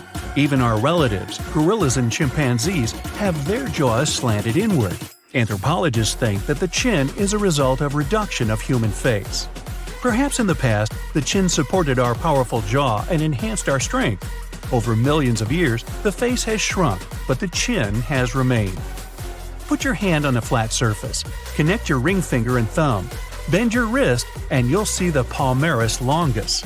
15% of people don't have this muscle already. It doesn't affect the grip strength and has lost its meaning today. Millions of years ago, it allowed our ancestors to deftly climb trees. Evolution deprived us of this useful skill, but the remainder of it remained with us. Dogs, horses, monkeys, and many other animals can move their ears. This allows them to hear better and communicate with each other. Humans have a long, flexible neck, and evolution has left them without this ability. Still, 20% of modern humans can do it. This is another reminder of a time when we weren't much different from other animals. 10% of people have a Darwin's tubercle in their ear. In the past, we had pointy ears looking like the modern macaw's ones, and this little bump is the proof. When an emperor penguin hatches eggs, it doesn't eat for 115 days. Scorpions can stay hungry for a whole year. Evolution hasn't given humans a camel-like hump of fat or the ability to hibernate like a bear. Every morning, our ancestors woke up and fought for their survival. We need a lot of energy for this, so we have to eat every day. This isn't very convenient, especially when your food isn't sold in a supermarket but runs away from you through the forest or field. In the human brain, at any given moment, 100 billion neurons work. Thanks to this, you have a good memory and can talk. This is essential for survival. A big brain has a flaw. For neurons to work, it needs a lot of fuel. It makes up just 2.5% of body weight, but consumes 20% of its energy. In 2 hours of playing chess, a grandmaster burns 560 calories. A professional tennis player will spend the same amount of energy in a single hour. Big brains make us weak. Even a small chimp is much stronger than a human. Why do you need muscles if you no longer swing from branches? But you need a big brain to negotiate and cooperate with other people. Got weaker, and we like lying on the couch more and more. This is a comfortable position for thinking. At night, our ancestors were especially vulnerable. When you sleep in a new place, the left side of your brain is more awake than the right one. This brain reaction is called the first night effect. This is an ancient reaction of the body to the dangers that awaited a human in the dark. 40 to 60 million years ago, evolution gave us yet another fear. We're born with the fear of being bitten by a snake or spider. Apparently, these animals were the main danger to the first primates. Anthropologists say we became runners 2 million years ago. Broad shoulders make it convenient to swing your arms and keep balance. A special ligament extends from the spine to the back of the head. It stabilizes the head while running. No primate has strong gluteal muscles. They only turn on to full power when you're running. Hairless and 3 million sweat glands keep our bodies from overheating. People are perfect runners, but evolution has made us slow. You'll never overtake a chimp on a short distance, and that's not mentioning cheetahs. They accelerate to an incredible 70 miles per hour. But almost all land animals are sprinters and don't run for more than 10 to 15 minutes. Humans are adapted for long distances. Walking two legs helped our ancestors solve many problems. They freed their hands to carry food or tools. Two legs and a straight back made our ancestors larger and even scarier for other animals. When you stand on two legs, you'll quickly see a saber-toothed tiger, which is waiting for you in the tall grass of the plains or the African savanna. Your body weight is distributed over only two limbs, and this has consequences. You can calmly walk down the street, stumble, and get injured over that. Consider this our payment for upright walking. So why do we need toes? Certainly not to hit them on the furniture. When our ancestors lived in the trees, toes helped them cling to branches. Imagine you can work at the computer, draw pictures, or cook scrambled eggs, all with your feet. Cool, but good old evolution has deprived us of this skill. Today, we're not sitting in the trees, but our feet remain flexible. Come to think of it, hooves would be more suitable for us. They're durable and don't need shoes. But until we evolve again, our feet remain fragile. Either of them has 26 bones. This doesn't make our walking or running any safer. You go to the cinema, take your popcorn basket, and start munching on it in anticipation of a great couple of hours. But then you start choking. Those few minutes of coughing and involuntary tears seem to last forever. The human is the only mammal that can choke on its food. We can't eat and breathe at the same time. The reason for this is the structure of our vocal apparatus. Your larynx is down below, thanks to which you can talk, but not while eating. Goosebumps, horripilation, gooseflesh, these are the names of the reflex that makes your skin not smooth but bumpy. This happens when you're cold or scared. Greetings from the Stone Age. Our ancestors were covered in thick hair. When they got scared, the hair follicles rose. This made them large and menacing for other animals. This natural reaction warmed the body as the air grew colder. The body of modern people no longer has long and thick hair. But if that movie is really scary, or you forgot your jacket in the evening, goosebumps still appear. Bears, hedgehogs, bats, some turtles, fish, and insects. All these creatures have one thing in common: they hibernate. Scientists claim that our ancestors were also on this list. In a cave in the north of Spain, researchers found fossilized bones of ancient people. The analysis showed that 500,000 years ago, humans could spend several months hibernating, similar to bears. Thanks to this, they survived Ice Age. Wow, how I miss this skill. Our eyes allow us to see dust in the air and huge mountains on the horizon. We see the world in color and recognize each other's faces. And when it gets darker, our vision quickly adapts to new conditions. But we don't see well in the dark. Evolution hasn't given us the sight of a tarsier. This primate is the size of a baseball and can see perfectly in the dark. Tarsiers could easily catch a beetle flying through the night forest. Still, I wouldn't want my eyes to take up most of my face, and beetles are actually not among my favorite after-dark snacks. How about you? If you come across a well in Portugal, resist the temptation to gaze into its depths. The inverted tower in the enigmatic city of Sintra sends chills through those who encounter it as it spirals down a daunting 88 feet into the underground. It certainly wasn't designed to collect water, yet its true purpose remains a closely guarded secret. Dating back to around 1904, this well could have been involved in a mysterious initiation tradition from the Knights Templar.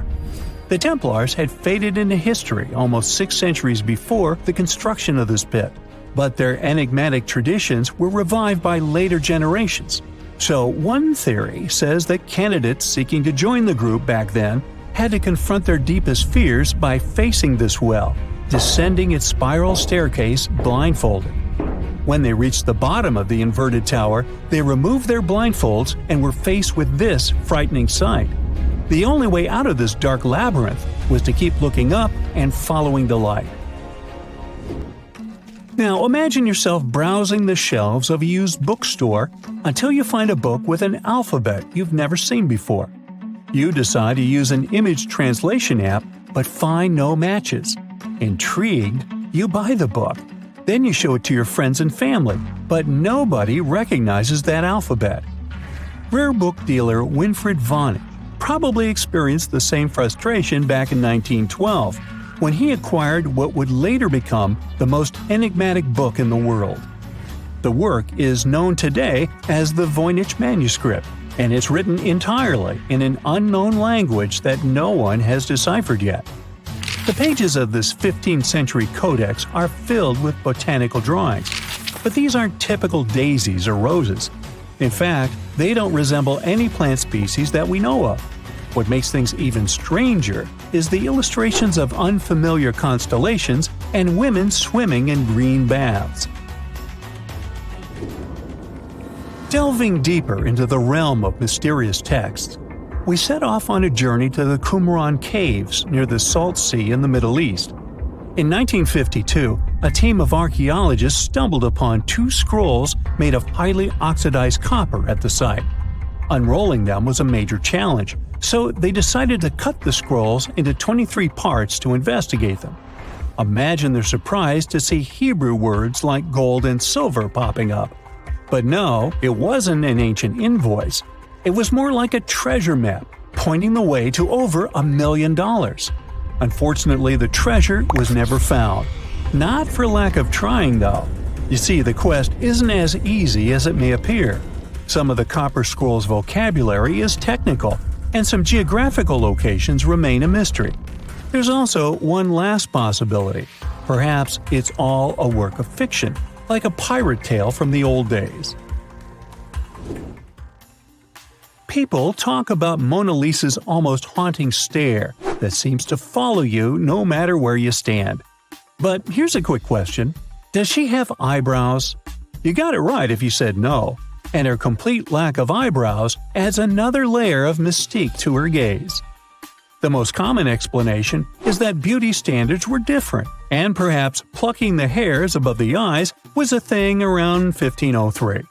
But take a look at other Italian paintings from that time, like La Schiavona or Portrait of a Young Girl. Yep, eyebrows. So, not everyone was entirely pleased with this theory, like French inventor Pascal Cotte. He spent 3,000 hours analyzing scans of the painting to dig through all the layers of Leonardo da Vinci's masterpiece. Now he claims that the Mona Lisa once had eyebrows, but they disappeared over time due to cleanings and restorations. Some historians, however, still question his findings, which means that Mona Lisa's style, or lack of it, remains an unsolved mystery. So, you decide to travel to Rio de Janeiro, and everyone tells you that Sugarloaf Mountain is a must-see. When you spot the mountain from a distance, you realize that the stone has a cavity. But around noon, the whole view changes. The shadow in that cavity takes the shape of a bird, an ibis to be precise. A local legend links this bird shape to the ancient Egyptian deity Thoth, as if the ancient Egyptians once visited Rio de Janeiro and were somehow inspired by the natural phenomenon. But it's probably just a big coincidence. I mean, literally. The real mystery, however, lies in the waters around Sugarloaf Mountain. In the 80s, archaeologist Robert Marks got a tip from locals about a treasure hidden beneath Guanabara Bay. He dove in and found quite a few Roman amphorae. You know, those ancient vases with 2 handles? His discovery could potentially provide evidence of a Roman shipwreck that might have reached Brazil 17 centuries before the Portuguese even set foot there. However, he couldn't proceed with his research, and to this day, the idea of the Roman presence on Brazil's coast remains uncertain. The true location of Cleopatra's tomb isn't the only ancient Egyptian mystery. Many secrets are carved into the walls of ancient structures, like in the Temple of Seti I. Take a close look at this hieroglyph, and you'll notice that it resembles a modern-day helicopter. Look to the right, and you'll see an engraving that looks like a submarine. Odd, right? The most reasonable explanation for this has to do with the legacies of different rulers. When a new pharaoh came to power, they had their own hieroglyphs added over the original ones. But this is still a topic of debate, as some Egyptologists believe that these mysterious hieroglyphs may represent some kind of ancient technology. The same applies to the Dendera light. The image found in the underground passageway of the Hathor Temple is a subject of significant controversy in Egyptian history. Some researchers suggest that the inscription simply represents a rising sun, while others interpret it as evidence of some kind of modern lighting system. And it does indeed resemble Crookes' tube, one of the early experiments with electrical discharges.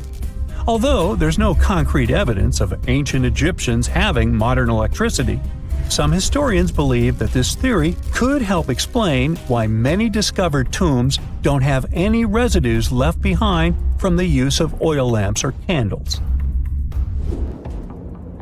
A lot has been said about the mysterious pyramids of Egypt, but many people tend to forget that other inexplicable structures had already existed even before them.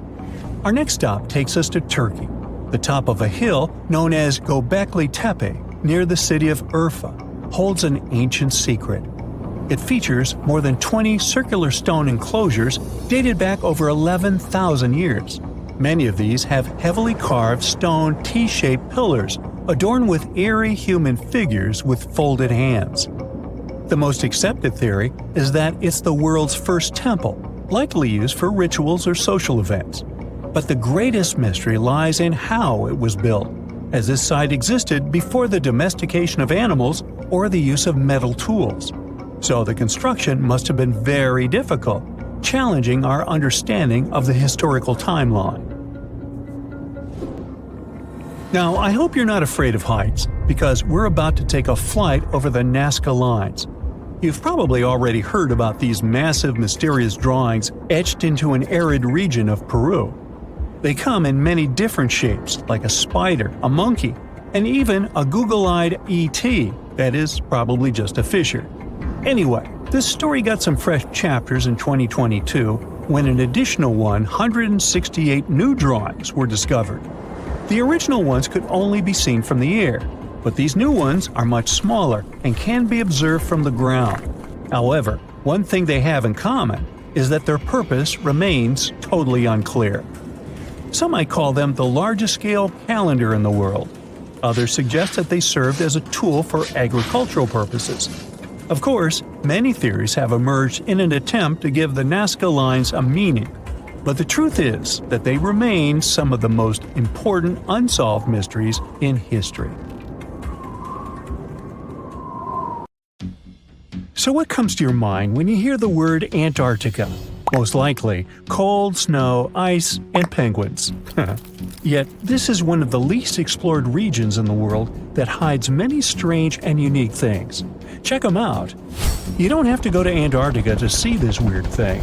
All you need to do is open Google Earth and move to one of the southernmost islands of Antarctica, King George Island.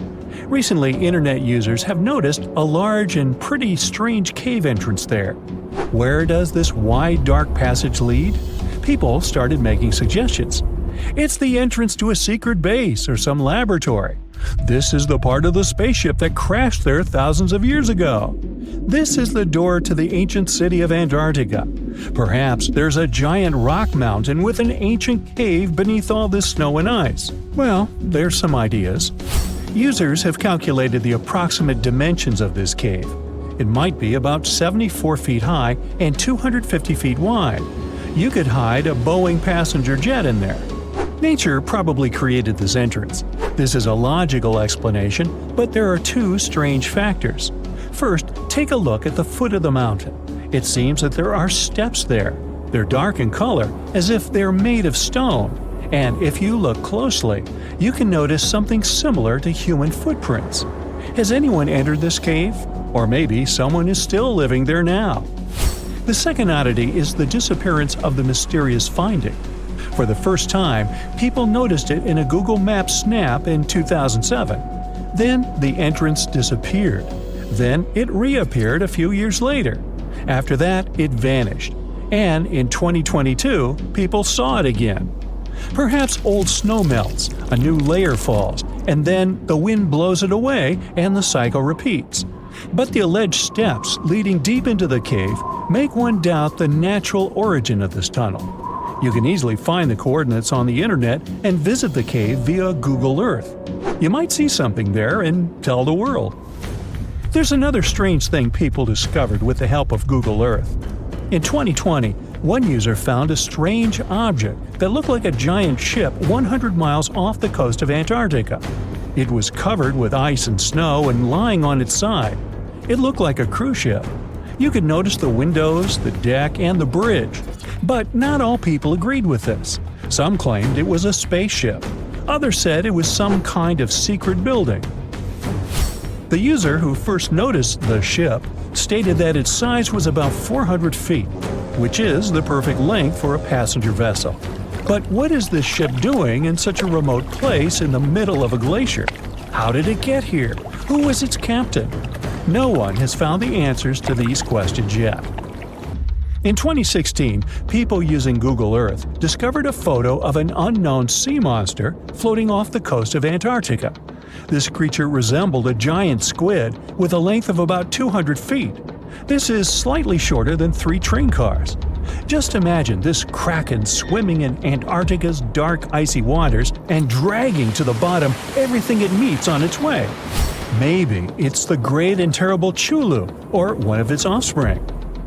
You will quickly notice this blood-red waterfall among Antarctica's endless, dazzling white landscapes. Don't worry, it's not blood. For many centuries, the waterfall has been painting snow in a bright red color. The stream flows straight out of a white iceberg. Let's look inside and find out what's happening there. Millions of years ago, there was a small crystal-clear pond, but then a glacier formed around it. A thick layer of ice and snow blocks sunlight, heat, and oxygen access. For millennia, the reservoir remained in this cold vacuum. But at one point, the water made a hole in the icy wall and broke out. When this salty water comes into contact with oxygen, it immediately turns scarlet or rusty. Antarctica is the only place where you can find such a unique natural phenomenon. One of the driest places on Earth is located in Antarctica. It's one of the most lifeless deserts in the world, the McMurdo Dry Valleys. In this desert, you won't see the scorching sun, hot sand, and cacti. A desert means a place with a lack of precipitation and life. The McMurdo Dry Valleys meet these parameters. But this place is also unique for Antarctica, since you won't find glaciers there. Despite the frost, ice can't form in the desert because it hasn't rained for millions of years there. It also never snows. A strong wind coming from the mountains reaches speeds up to 200 miles per hour. It would be difficult for you to stay on your feet there. The wind is filled with moisture. It heats up and evaporates all the liquid and snow in the desert because of its high speed. Only dry air reaches the ground. But you can find several lakes there. They don't freeze, only thanks to the high concentration of salt. The water is so salty that large life forms can't develop there. But scientists have found microscopic organisms near the lakes. 20 million years ago, Antarctica was filled with swamps, trees, and swarming with insects and animals. But now, it resembles the surface of Mars, literally. Scientists and astronauts are exploring such regions as the McMurdo Dry Valleys, since the natural conditions there are similar to those on the Red Planet. So, before you go to Mars, you can practice living in similar places on Earth. Also, scientists discovered an underwater world in the Antarctic filled with hundreds of amphipods, crustacean animals similar to shrimp. Wait a minute, it happened in the Antarctic? But the McMurdo Dry Valleys are located in Antarctica. Well, the words are very similar, but what is the difference? Oh, and don't forget the Arctic. The Antarctic is the region in the southernmost part of Earth that houses the continent of Antarctica, and the Arctic is another land altogether. They have the same natural conditions, frost, ice, and snow, but they're located in different parts of the planet. The Arctic is at the North Pole, Antarctica is at the South Pole. Now, back to the discovery. Scientists put forward theories that the ice of the Antarctic hides a vast network of freshwater rivers and lakes. And in 2022, they found a new ecosystem. Researchers explored the Antarctic Ross Ice Shelf and its underwater rivers. This is a massive piece of ice floating in the ocean. A team from New Zealand used a special drilling rig equipped with a hot water supply to drill a hole 1,640 feet deep.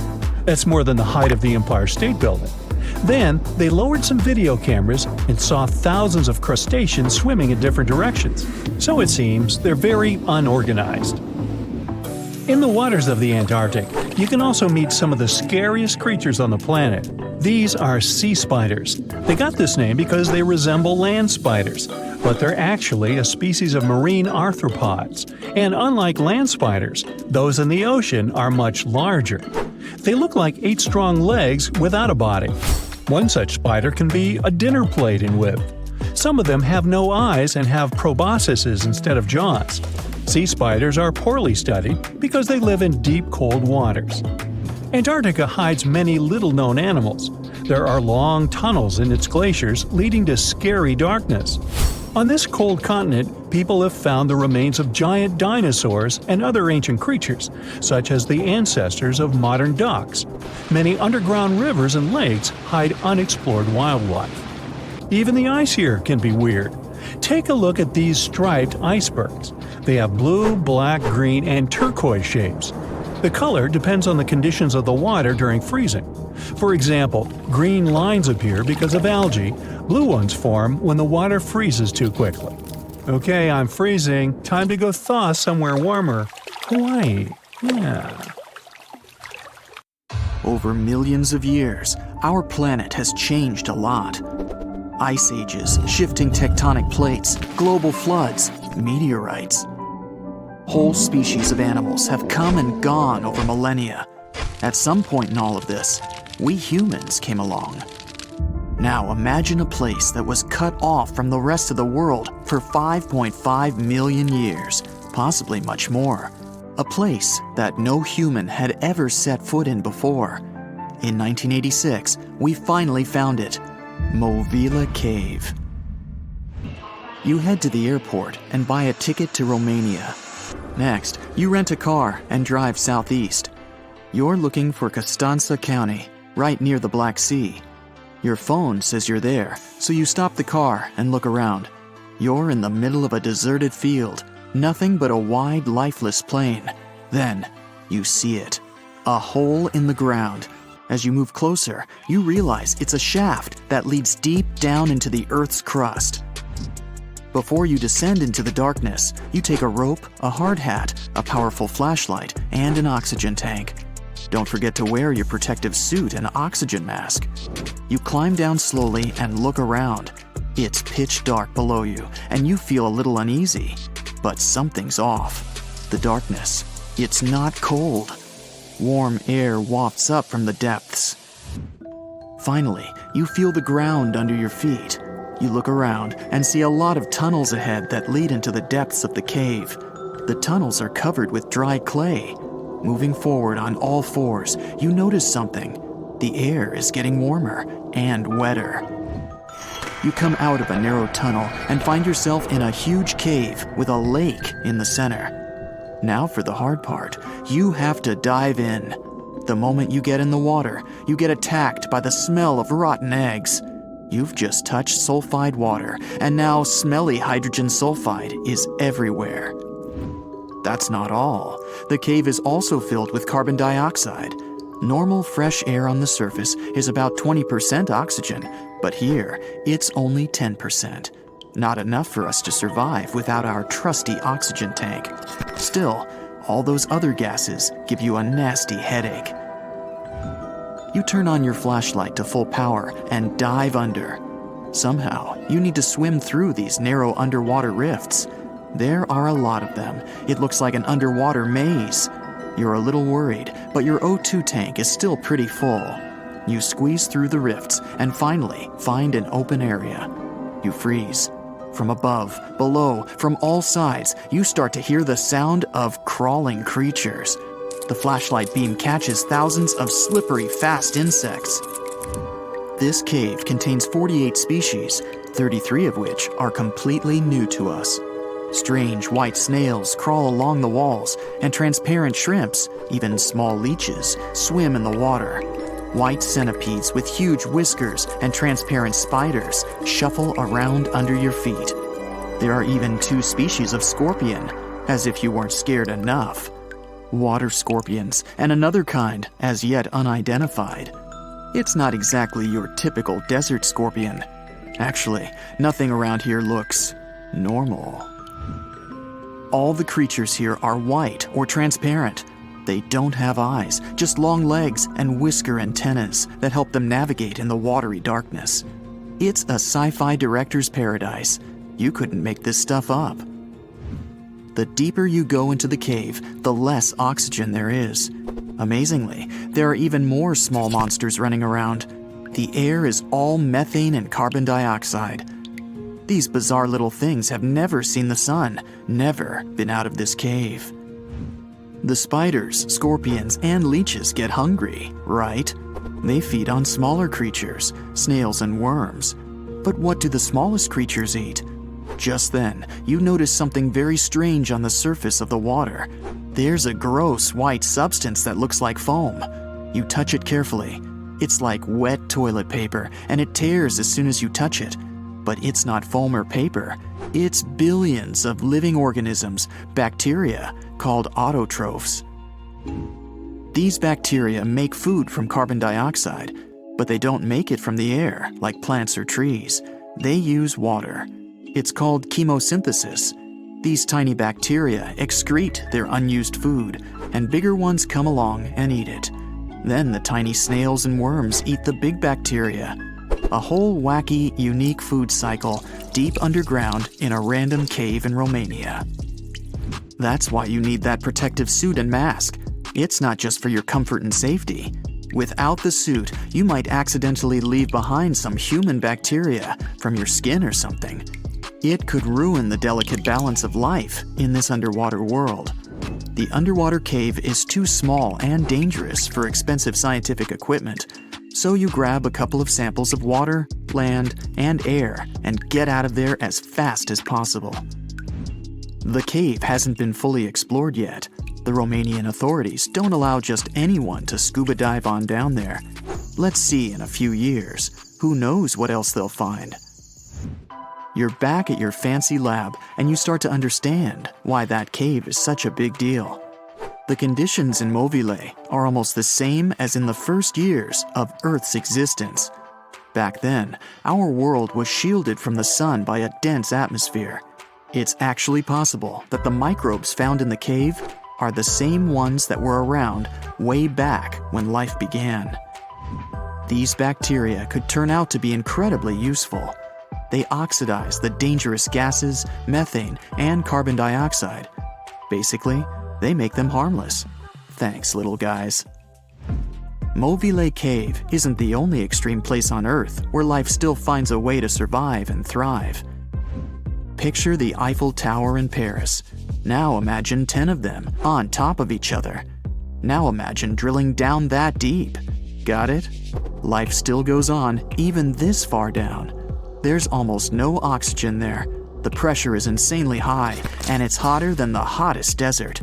Welcome to the nematode empire. Nematodes are worms, and these wiggly dudes are tough as nails. When there's no air, no food, or it's just too hot, they transform. It's called the dower stage. It's a state of stasis, of deep hibernation. The worm's metabolism slows way down. It's like they go to sleep for a long time and only wake up when there's enough air or food around, or when it gets cool enough. And you don't have to dig that deep to find these creatures. Nematodes are found all over the world. They live in hot springs, in deserts, high up in the mountains, in the harsh cold of Antarctica, inside animals, and even inside the human body. You don't have to travel to Mars to find out of this world scenery. There are places on Earth that look unreal. The Danakil Depression in Ethiopia is one of the hottest, driest, and most inaccessible places anywhere on Earth. It's a large desert that gets almost no rain, but there's still plenty of liquid around. It sits on 2 active volcanoes, so liquid hot magma often flows up from under the Earth's crust. There are also colorful lakes full of acidic water. The salt from the lakes reacts with volcanic minerals, making bizarre figures that look like the backdrop of a sci-fi movie. Toxic gases and chlorine vapors rise up from the lakes, making it one of the most dangerous places on Earth. You need a gas mask to survive, but life always finds a way. There are living things here, even in a lake so hot that the acidic water actually boils. Microbes live happily in the lakes and surrounding rocks. If something can survive here, who knows? You can find another tough survivor in the Lut Desert in Iran. They've just discovered a new and special kind of crustacean there. These creatures live in small lakes that appear from time to time thanks to desert rains. This species can survive for decades in dry sediments, just waiting for a tiny bit of water.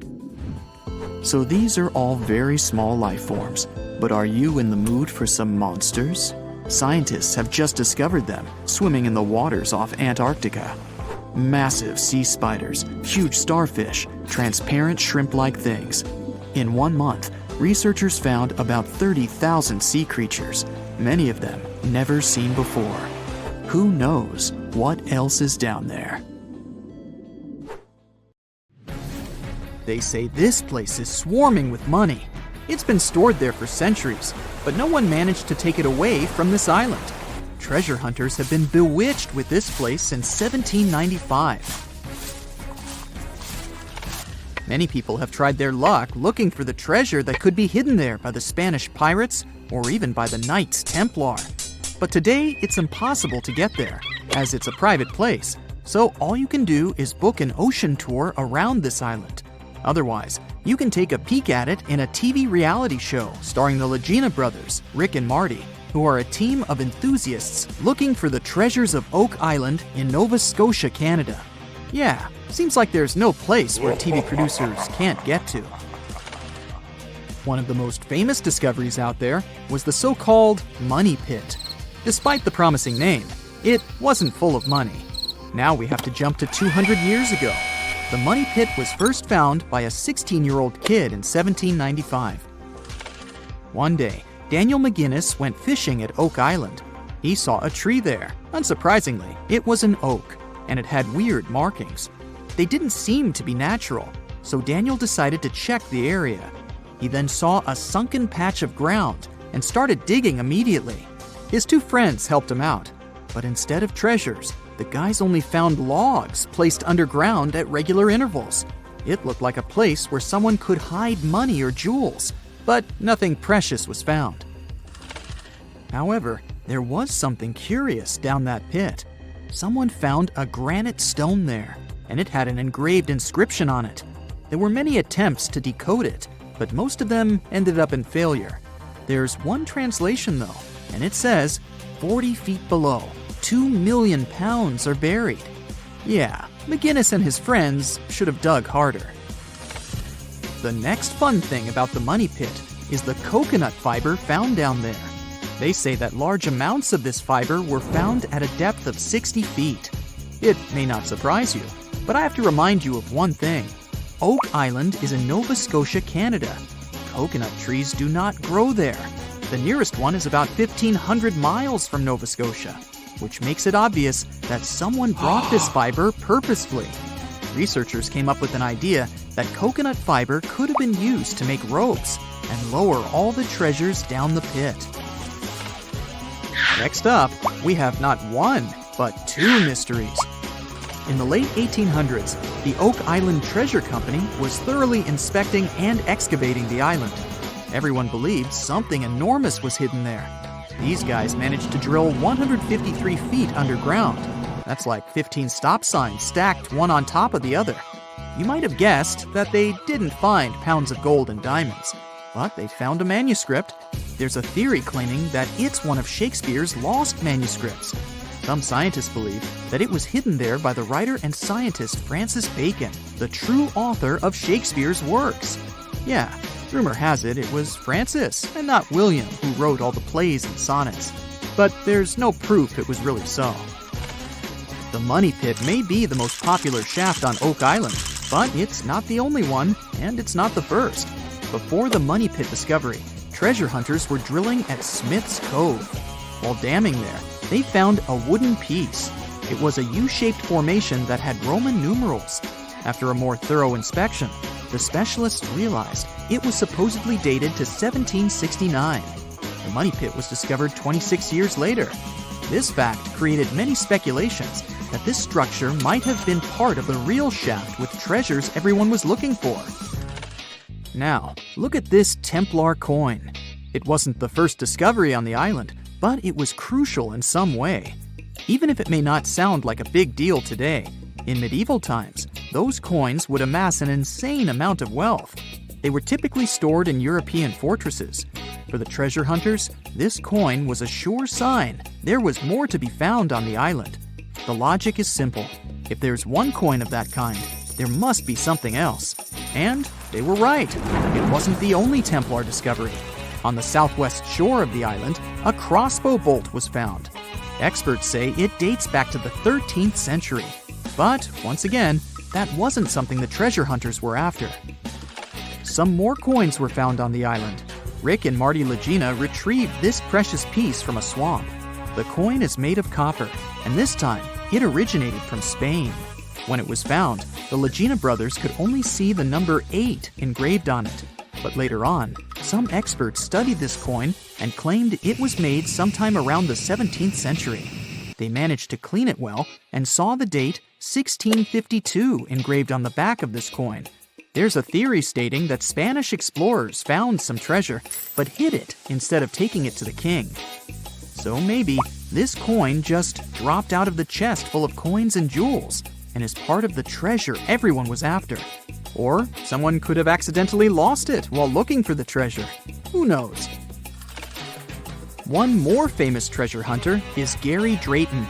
Gary and his team, together with Rick Legina, came across 2 coins while metal detecting the island. Those were 17th century King Charles II Britannia coins. One of them had a very clear inscription on it, stating that the coin was minted back in 1771. Another swamp treasure of possibly Spanish origin is also here. This time, it's a silver ring. A specialist studied it closely and reported that it had been repaired twice. The ring was once made bigger, and it was also made smaller once. It's decorated with a floral design, which was popular in Europe in the 1730s. Among all the other curious things, Rick and Marty Legina found a silver button at Isaac Point. The button's pretty old. It supposedly dates back to the middle of the 18th century, and the notorious Money Pit was discovered later. This is why it wasn't a big deal of a find. It could simply belong to some farmer peacefully raising livestock on the island. There's no official record of any chest full of gems and coins found on Oak Island, but enthusiasts did find some jewels there. First off, the team found a brooch with a magnificent red gem. They mistakenly thought it was a ruby, but a professional gemologist stated it was a garnet. The piece was made of silver, and it's pretty old. Experts believe it was made around the 15 or 1600s. Another brooch they found didn't have any gems on it, but it had an intricate design. It's a brooch with a leaf design and an ornate rope. There are 13 branches of the leaf, which instantly created more mystery to the whole treasure hunting. First off, there's a carving with a 13-branched tree on a rock on the north shore of this island. What's more, many people believe that the number 13 is important to the Knights Templar. The enthusiasts also found a brooch not far away from the place where Daniel McGinnis, the guy who found the Money Pit, lived. The brooch was shown to a professional gemologist, Charles Luton Brain. He had to break it to the team that there were no gems adorning this piece of jewelry. In fact, the stone that seemed to be a gem was just a piece of glass. It was processed using a special technique though, so it was leaded glass. The enthusiasts decided to study the brooch even more and found out that part of the brooch was made of gold. The specialists claim that the brooch dates back to the 14th century. Was it the treasure everyone was looking for?